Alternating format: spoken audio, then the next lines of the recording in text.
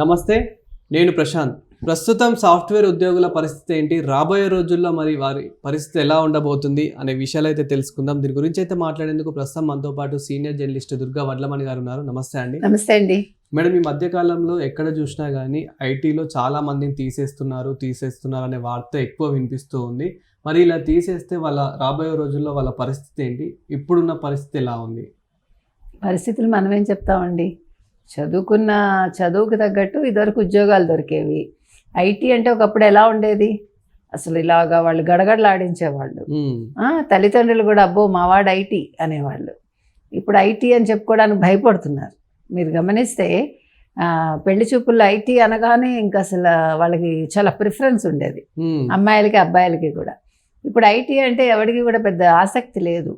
మీరు గమనిస్తే కనుకతే central government ఉద్యోగాలు ఉన్నాయా, లేకపోతే బ్యాంక్ ఉద్యోగం చేస్తున్నాడా, లేకపోతే చిన్న ఉద్యోగమైనా అది స్థిరమైన ఉద్యోగం అయితే అమ్మాయిలు కూడా మొగ్గు చూపుతున్నారు, అమ్మాయిల తల్లిదండ్రులు కూడా మొగ్గు చూపుతున్నారు.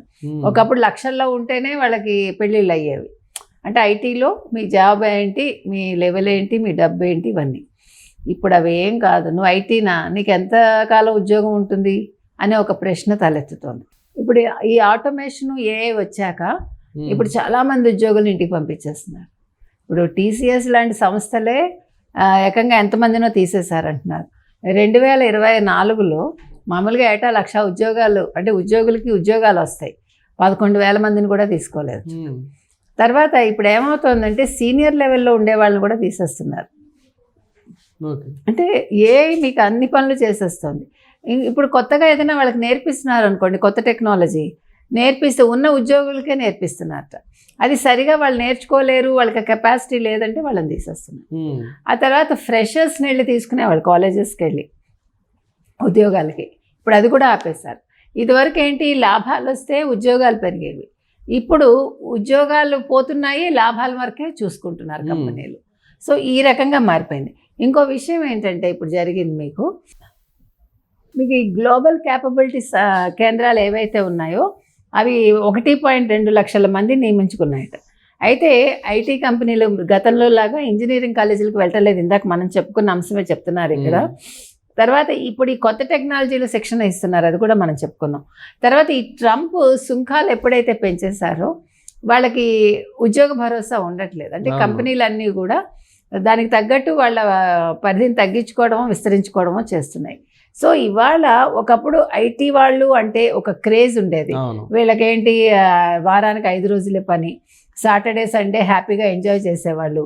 వీకెండ్స్ అంటే వాళ్ళు సినిమాలకు వెళ్ళడం మీకు తెలుసు, లేకపోతే రెసార్ట్స్కి వెళ్ళటం, ఎంజాయ్ చేయటం ఉండేది. అప్పుడు వాళ్ళ లెవెల్ వేరేగా ఉండేది. కానీ ఇప్పుడు అలా లేదు. ఇప్పుడు ఏమవుతుందంటే 225 రోజులు ఒక ప్రాజెక్టులో పనిచేయాలి. వాళ్ళు 35 రోజుల మించి బెంచ్ మీద ఉన్నారంటే వాళ్ళకి ఉద్యోగం లేనట్టు లెక్క. ఇప్పుడు టీసీఎస్ కూడా ఒక కండిషన్ పెట్టేసింది, ఏ ప్రాజెక్టులోనైనా 225 రోజులు వాళ్ళు పనిచేయాలట.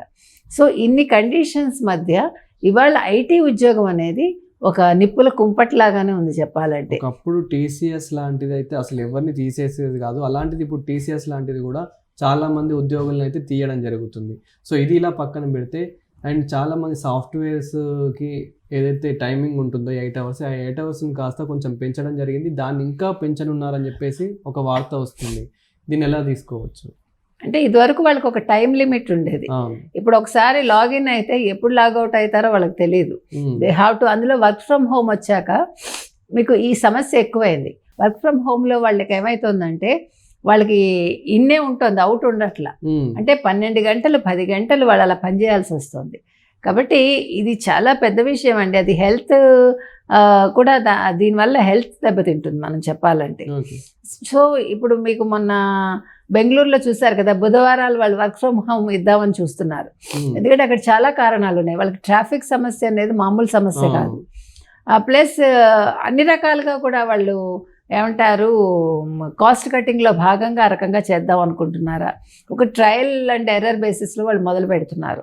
కాబట్టి ఇప్పుడు వాళ్ళు ఇంట్లో ఉంటే, ఇప్పుడు ఐటీ వాళ్ళు ఇంట్లో ఉన్నారనుకోండి, అపార్ట్మెంట్స్లో ఎంత పెద్ద తలనొప్పి తెలుసా మీకు. వాళ్ళు గొడవలు చేయకూడదు అంటారు, పిల్లలు మీకు అసలు కరోనా సమయంలో మీకు తెలుసు, ఎస్పెషల్లీ వర్క్ ఫ్రమ్ హోమ్ అప్పుడు ఎక్కువ ఐటీ వాళ్ళకు ఉండేది. పిల్లల్ని ఆడుకొని ఇచ్చేవాళ్ళు కాదు, వాళ్ళని ఊపిరి తీసుకొని ఇచ్చేవాళ్ళు కాదు, చిన్న శబ్దం చేయనిచ్చేవాళ్ళు కాదు. ఇంట్లో తల్లిదండ్రులను కూడా ఇబ్బంది పెట్టేవాళ్ళు. ఇంట్లో ఉండే మెంబర్స్ కూడా వాళ్ళు ఊపిరి పీల్చుకోవడానికి కూడా భయపడేవాళ్ళు. అంటే అంతలా డామినేట్ చేసి ఈరోజు వాళ్ళందరూ కూడా ఉద్యోగం ఉంటుందా ఊడుతుందా అనే ఒక స్థితికి వచ్చేసారు. కాబట్టి ఇప్పుడు ఐటీ వాళ్ళకి ఉద్యోగం గురించి ఎంత చింతో ఇప్పుడు పెళ్లి గురించి కూడా అంతే చింత పట్టుకుంటుంది. ఇప్పుడు ఉద్యోగం నుంచి తీసేస్తారా అనే విషయం కన్నా ఉద్యోగం ఎలా వస్తుంది అంటే ఇప్పుడు ఫ్రెషర్స్కి ఎవరైతే ఉన్నారో ఫ్రెషర్స్ మనం ఒక్కొక్క దగ్గర చూసుకున్నట్లయితే కొన్ని వేల మంది ఇంటర్వ్యూకి వెళ్ళడం జరుగుతుంది. అక్కడ అసలు చాలామందికి జాబులు రావట్లేదు, చాలామంది డిప్రెషన్కి పోయి చాలామంది సూసైడ్ చేసుకోవడము ఇలా కూడా జరుగుతుంది. సో అలాంటి వారికి ఏం చెప్తారు? ఫస్ట్ అసలు సూసైడ్ ఎందుకు చేసుకోవాలి? మీరు అందుకే పిల్లలకి మీరు కష్టపడడం నేర్పించండి. సుఖపట్టి వాళ్ళని ఏసీ గదుల్లో ఉంచేసి ఏసీ కాలేజెస్లో చదివించకండి. వాళ్ళకి కష్టం తెలియాలంటే వాళ్ళకి ఒకవేళ ఉద్యోగం రాలేదు, చిన్న ఉద్యోగం చూసుకోండి. ఏం నామోషియం లేదు, వైట్ కలర్ జాబ్సే అక్కర్లా. ఇప్పుడు ఇంజనీరింగ్ చదివి నేను పానీపూరి బండి పెట్టుకున్నాను, ఏం తప్పేం లేదు, అదే నామోషి కాదు. సంపాదన అనేది ముఖ్యం మీకు. అంటే మనం దొంగతనం చేయకుండా ఒకళ్ళ దగ్గర మనం చేయి చాచకుండా కష్టపడి పని చేస్తే ఏదైనా చేసుకోవచ్చండి. చదువుకి ఉద్యోగానికి సంబంధం లేదు. ఇప్పుడు మీరు చదివిన చదువు వేరు, నేను చదివిన చదువు వేరు, కానీ మనం చేసే ఉద్యోగాలు వేరు. మనం ఏది టేకప్ చేసినా అందులో మనం ఒక ఆనందాన్ని వెతుక్కోవాలి, అందులో మనం ప్రూవ్ చేసుకోవాలనేది నా ఉద్దేశం.